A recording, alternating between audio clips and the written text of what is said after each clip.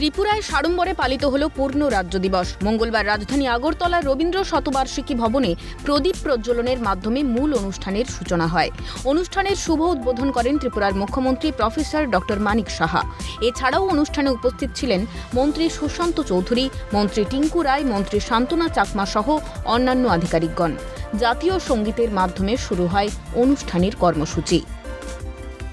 প্রসঙ্গত, ত্রিপুরা ভারতের অন্তর্ভুক্ত হয় 1949 সালের 15 অক্টোবর। 1972 সালের 21 জানুয়ারি পূর্ণ রাজ্যের মর্যাদা পায় ত্রিপুরা।